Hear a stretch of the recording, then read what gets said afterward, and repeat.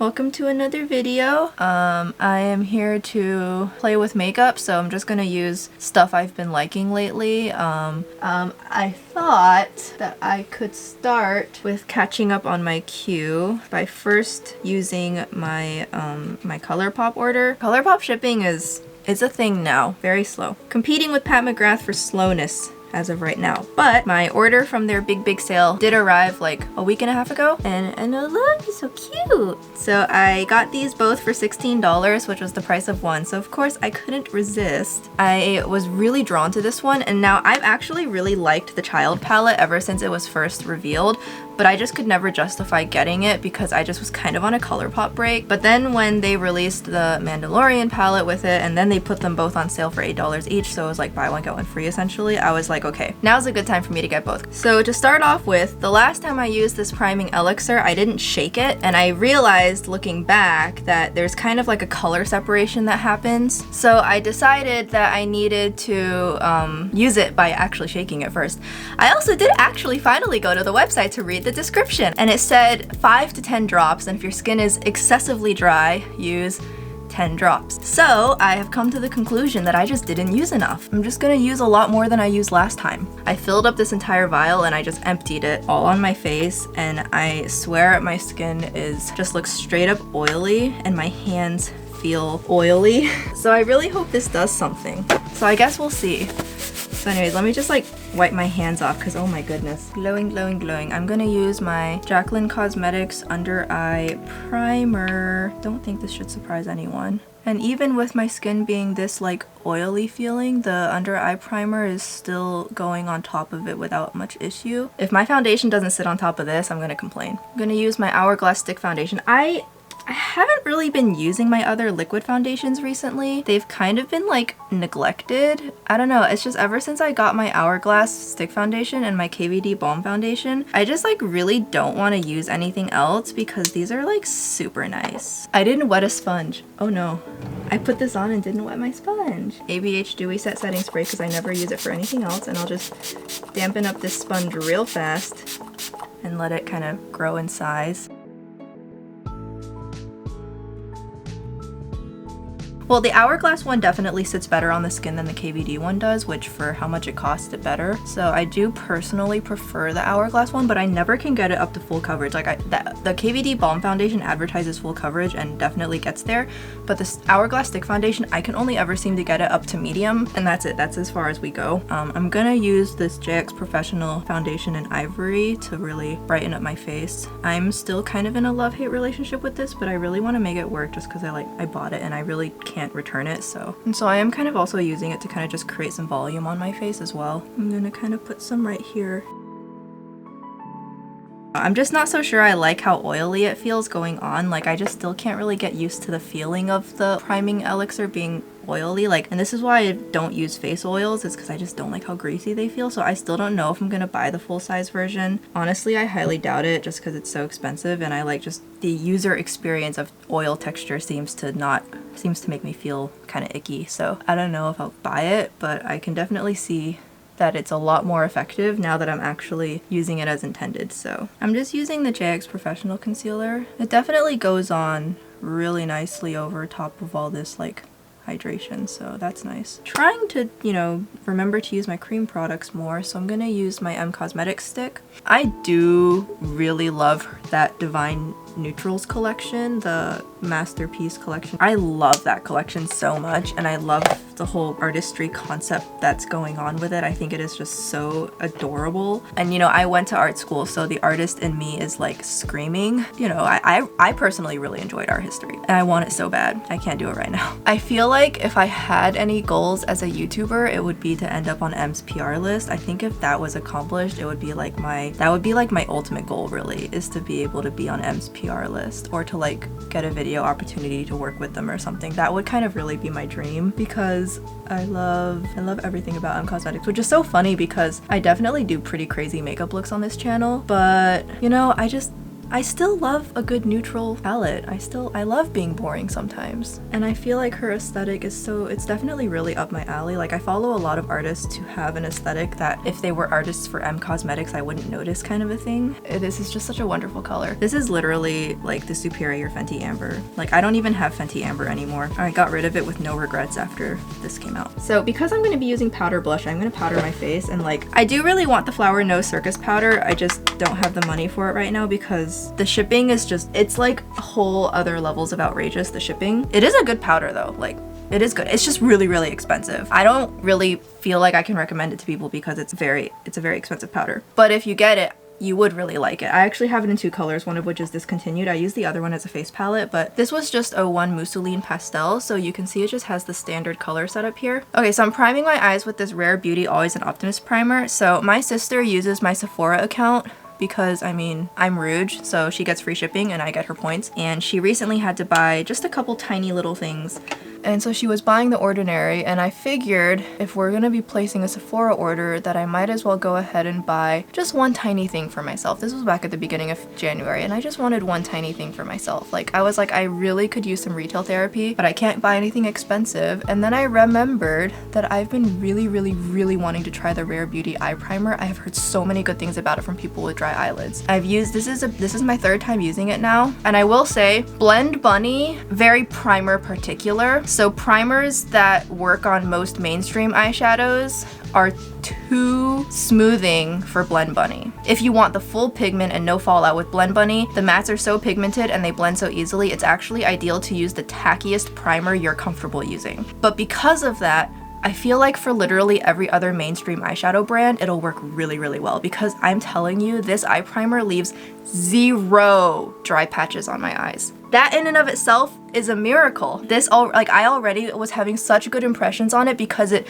hydrates my eyelids, and I just thought to myself already that is just such a good impression. So this is gonna be my 3rd time using it, so I can't say anything definitive on it yet, but I was really interested in seeing how it plays with a mainstream eyeshadow formula like ColourPop because I have a feeling I'm going to really like it that way. So I kind of prefer to use like a darker eyeshadow to start with, and then I blend it out with a lighter one, because if I use a lighter eyeshadow, the eyeshadow kind of sets the primer and then the darker can't grip to it as well, which I guess if you have oilier eyelids, then you don't have that problem. But when your eyelids are as dry as mine, even powder eyeshadow can start to really set your base and suck the moisture out. So I've come to realize that unless I'm going for a super easy light makeup look, I need to lay down the darker colors first. And so I would suggest you guys give that a try. See what you think about that. As you can see, it's developing much deeper on the eye than it looked in the pan, which is really nice. As far as I can recall, I've never really had an issue with ColourPop mattes. It was the shimmers I always felt like were so disappointing. But then like, I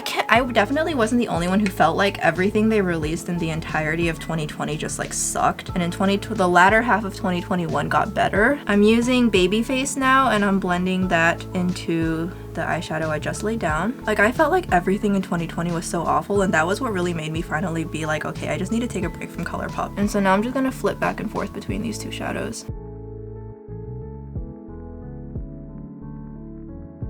Okay, so that's what my eyes are looking like right now. Honestly, these shadows are performing really well, which I would expect. When ColourPop does have like their good eyeshadow formula, it is actually super good, the matte formula. Alright, I'm gonna take Float Your Crib and I'm gonna use that on the lower lash line. I'm not doing anything terribly difficult or revolutionary here. I'm just doing a standard vertical gradient eye look on my upper eyelids. I do this a lot.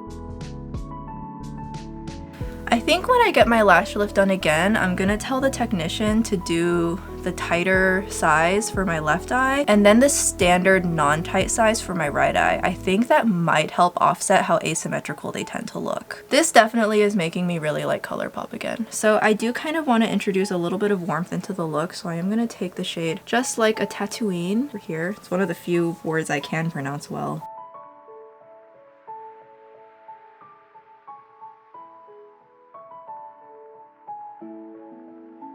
Okay, so I added a little bit of warmth, and I also did go ahead and kind of use that shadow almost to add some contour right here, because, you know, I don't really have a nose bridge. It's a little too warm to truly contour, but I still just wanted to add a little bit of depth just to kind of set my eyes back slightly. A shade like this is also really great for me to run under my aegyo sal and just kind of contour it ever so lightly. I recently watched Minsko's video on reducing the length of your face if you have a long face, and she mentioned about how if you contour your aegyo and kind of contour a little lower than you normally would, it kind of, you're basically taking your eyeshadow lower, so it reduces the empty space between your eye and your lips, which is, you know, I have a horse face, so I'm trying that today. Definitely looks good. Like, it doesn't look bad. I like it. Okay, I was going to use Droid Protocol, but I don't really see a place where it belongs here without creating a really muddy appearance, so I'm not going to use that today, but I am going to go ahead and dive into these shimmers, which looks so cute. I think I want to take the Force because it looks like one of those Super Shock shadows, and I love when they put Super Shocks in their palettes. Now, I don't know how long it's going to last, like will it dry out or anything? I have no idea about that.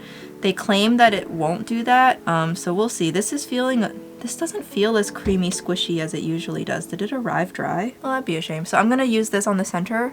I mean, it's really pretty though, but it feels almost like it arrived a little dried out, or unless maybe it wasn't meant to be squishy. Maybe they changed it. I don't know. I don't keep up with ColourPop. I actually unfollowed their Instagram because it was just too much for me. So I probably will never be put on ColourPop's PR list because I don't follow them.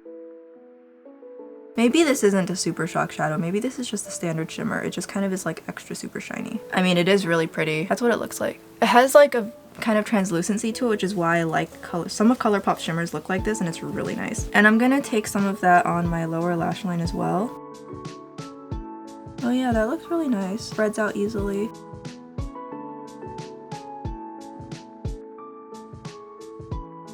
Really pretty shade. So now I'm gonna take Precious Cargo, and I want to put this on my inner corner for sure. Perfect inner corner highlight right there. Matcha's really good at squeezing into tight spaces. Honestly, it actually impresses me. I have these really small Shop Miss A purple storage crates, and if you own them, you know how small they are. She can fit into one of them. She literally becomes like the world's smallest sphere, and then she fits, and it honestly is it's actually kind of impressive. Okay, yeah, this shade is definitely kind of squishing down when I touch it with my brush, so I think this will be a finger shade. This shade feels like that Super Shock shadow, so I guess the gold one just isn't a Super Shock shadow. Really pretty. Oh, it's got like a has like a green gold shift to it, so it really matches this palette really well actually. So I'm gonna take a little bit of Right Hand Mando and I'm gonna put that on top. Okay, yeah, much better. Yeah, that's really pretty. I do have a little bit of fallout, so I am just gonna kind of dust it off. It's just shimmer fallout, which is to be expected. So at this point, I feel like that JX Professional Foundation doesn't really sit well on my skin, because looking up close, now that it's been about like 15-20 minutes, it's like my pores are starting to be emphasized. And this is what happened last time, so I feel like that JX Professional Foundation Balm just really may not be for me after all. So I'm gonna take more of Right Hand Mando and just put it on the inner corner of my lower lash line. This palette definitely is worth the hype, I would say. So now I have really high expectations for the Mandalorian palette. Okay, so I just realized I never did my eyebrows. So I am going to quickly do those. And I am gonna go ahead and use an eyebrow pencil I got from YesStyle. I didn't pay for this, and I'm supposed to be putting up a product review of it, and I totally forgot to, so I'm just gonna slide this in really quick. This is from HEME. So it's, I'll have the brand up in the text box, and it's the Perfect Waterproof Brow Pencil. I got the darkest shade they had, and for my very quick, honest thoughts on it, I don't really recommend it. I feel like it's a little bit too creamy, so I lose control of it easily. If you're looking for a brow pencil for black hair, this is too brown. So like if you have brown hair, this is fine, but this shade is too brown and it's a warm brown. The reason I kind of stopped using this is because it really clashes with my hair, which is a shame because the tip is actually a really nice fat shape, so it really fills in your brows quickly. But yeah, that's kind of my quick thoughts on it. So, and I guess because of this, I'll have the word YesStyle in the video title and everything, so you guys will know what's going on. If you do want to buy anything off YesStyle though and support me and my channel, definitely use my affiliate code. I always put it in the description box, but I guess people don't really read them. But if you want to see my affiliate code, just go to my description box and scroll down and you'll see it. So yeah, that's that.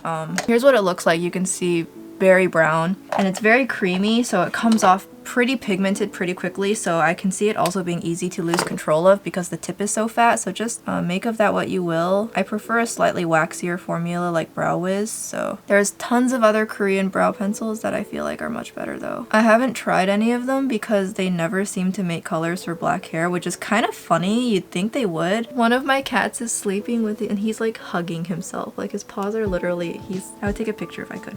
So with the brows on, that definitely changes how the eyes look, because previously the eyes looked super heavy and now they just look more normal. I'm gonna go ahead and put on some mascara. Obviously a look like this always benefits from false lashes. I mean, any look really can be elevated with false lashes, but right now my right eye is actually so curled that if I put false lashes on it, the false lashes kind of can't get down to my lash line. So I'm just gonna let my lashes calm down, and in the meantime I want to thoroughly enjoy my lash lift, you know? So I do have to kind of curl my left eye a little bit just to give it a boost. I had some Korean mascaras I wanted to get, but right now I just don't need waterproof, so I just haven't gotten them. And I'm going to... she's tucked in. It's actually like, it's super impressive. I'm gonna take a picture and I'll like pop it in because like seriously, you guys have to see this. And like, I'm not even kidding, the bins really are not that big.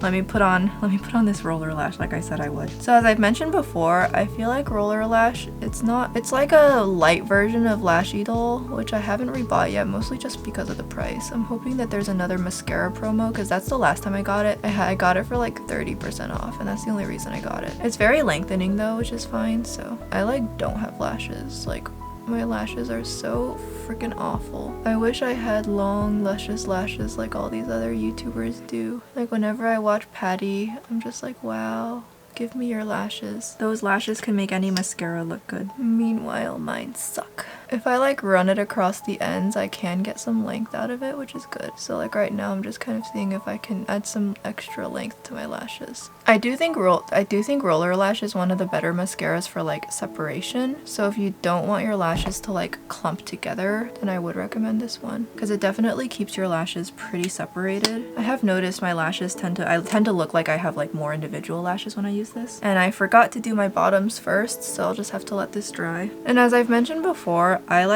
my lower lashes are long, but they're sparse. So I'm gonna kind of just keep the mascara at the roots to try and make it look like my lashes are thicker. If I'm not careful, I can make my lower lashes look as long as my upper lashes, and that just looks weird. So I just need them to look thicker. Okay, now I look like I have slightly more lashes. So that's gonna be the eyes complete. I think I'm gonna go ahead and use California Love. It's the Too Faced Love Flush Watercolor Blush, and I think can't go wrong with this. So we're gonna use this. I'm very excited. I haven't used these yet. Their look, and especially the name Watercolor, because I love, you know, there's kind of like that Korean trend from a while back of like making your blush look like watercolor, where it's just kind of diffused out, very like aesthetic look to the blush. It's kind of annoying that they didn't like release this in more countries, because like I couldn't get a hold of this in the US. You know, obviously it was like mostly an Asian thing, I think, from what I remember. Definitely made it hard for me to track down. Now if they ever did release this to the US, they definitely would have to make more shades. Like for me, since you know I'm Asian,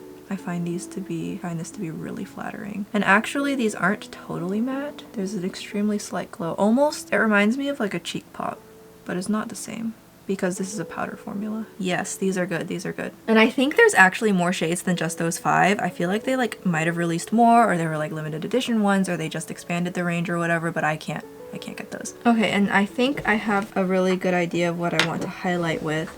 I haven't used this on camera yet because it literally just came in, but I did go ahead and, nope, that's the wrong one. I'm just kidding. I haven't even taken the plastic off because I don't want to. It's the Bridgerton highlighter.